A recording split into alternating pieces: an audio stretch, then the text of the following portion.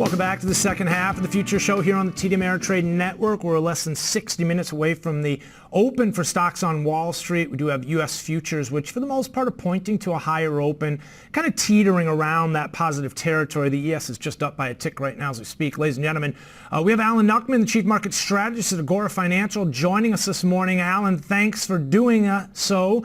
No numbers today at the bottom of the hour for us to break down, but a major focal point this afternoon being the Fed minutes. What are you going to be looking for? Right.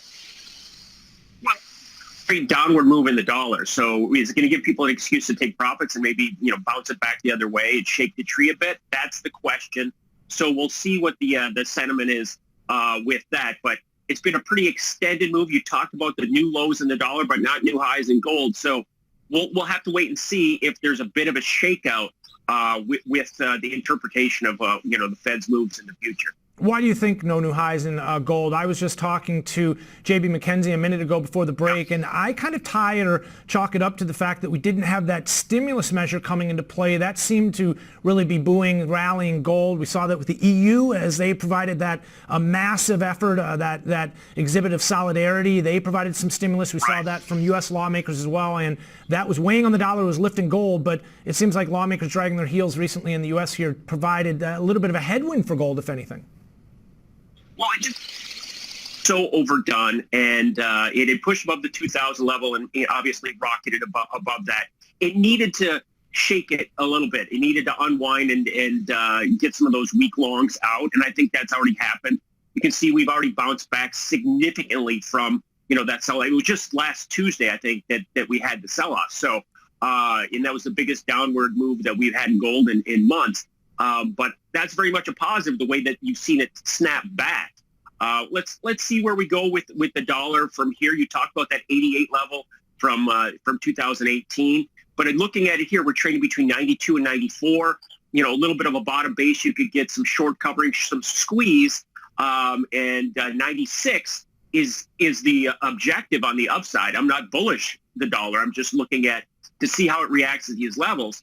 But 96 is also that important 5-year midpoint of 88 to 104. So that's why it was so significant when we broke below 96 and markets often snap back and come back to their breakout points. Yeah, we are at a key midpoint. I was taking a look at that when you distance yourself a little bit from and look at the bigger picture from the intraday. Let's talk a little bit about, let's keep the commodities discussion going. We're talking gold versus the dollar and the impact that has there. Let's talk a little bit about crude oil. It's been just parked here at the $42 level. We've been seeing a couple weeks of inventory draws. Yesterday on the close, the API reported a draw of about 4 million. I think that was the fourth week in a row, but it still seems like the demand narrative hasn't really kicked in to the point where, again, I keep saying conditions are good, but not great. And it seems like crude's really waiting for them to improve still some before it can get up above a couple key hurdles, like 45 is one, it seems like. Something. I don't know what the catalyst is going to be, but I mean, it is absolutely set up for an extended move. If you haven't been long, you've been wrong in every asset class. Gold, stocks, and crude oil, and the euro currency. So, it's just a matter of time, in my opinion. You can lean on that 40 level, and I wouldn't even say 45 is high. We haven't been up to 45, but we've been trading between 40 and 43, 42.50 now for a long time. That target's 45 on a breakout. The risk reward is set up, I think to be bullish in crude oil itself, and especially a lot of those energy stocks, as we've talked about before. So I look at it as positive, but it hasn't happened yet. That doesn't mean it's not going to happen. It's got a lot of potential, and the fact that OPEC, knocked down its output, and the compliance has been pretty good. We've been getting good numbers from our side. It just hasn't come all together yet, and I don't know what the catalyst is going to be, but I still remain positive and bullish, and looking at more upside. Alan, talk to me in terms of as you look for some potential upside there, not knowing what the catalyst is. Geopolitical tensions, U.S.-China is certainly a focal point. We were talking about that at the top of the show as well. The markets have managed to shrug this off, but maybe that's what's holding crude back some, and, well, also it seems to be, at the very least, helping keep gold buoyed and bid. Well, yeah, it was also a purchaser of a lot of crude, and that could have been viewed as a positive. The market didn't really, gain much from that. So there are a lot of variables. Let's get into the politics of this a little bit.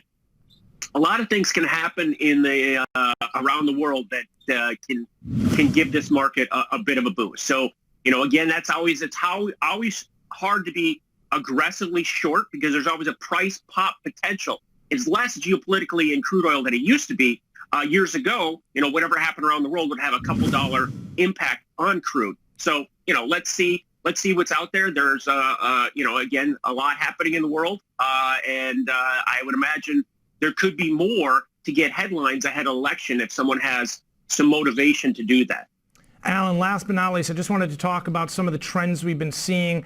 Weaker dollar, strength in some of the commodities that we'd mentioned. We've been watching rates, which have mostly been to the side, but housing has been also a focal point this week. And, interestingly enough, I just noticed we're seeing copper start to inch its way higher amidst some of these better than expected numbers and some of the interesting trends that are playing out here. MBA mortgage applications, actually, the composite came in down 3.3%. I just wanted to remind everybody the purchase index came in up 1%, refinance index down 5%. Alan, can you speak to some of the trends that you've been seeing and if you think they'll continue in terms of housing? Well, the housing, and it used to be when we were young traders, we were little traders, that copper was, a barometer of the housing market and the economy. Copper's back above $3, or it was earlier this morning. Yeah. So that's big psychologically. That hasn't happened in a while. You've also seen silver, which is more industrial, rally up to the 28 level, and so had a significant breakout there. So you're starting to see some percolating positives, is the way I'd like to look at it, from other signs in these commodities markets are getting a little firm. Let's get back to interest rates. We talked, I think, last week about we had a little bit of a bounce in yield, and people were concerned about that, and we started to talk about the I word again, even though this is not 1970. I think we've seen that, the interest rates are coming back down. Again, these are the paths of least resistance. Rates down, dollar down, everything else up. That's where we are until proven otherwise. I would have to agree. Inflation definitely a focal point. We had some numbers out overnight. We were talking about that with Mark Say the word. I didn't bring it up. It's not happening. It's inching higher. We'll see if we can actually find somewhere if this can continue. From zero. We'll talk to you, Alan. Really appreciate you joining us here. Traders, Alan Nuckman's the Chief Market Strategist at Agora Financial. And, well, now that we've covered some of the fundamentals, let's dive into some of the recent price activity. Let's take a look at the technicals. We've been talking a lot about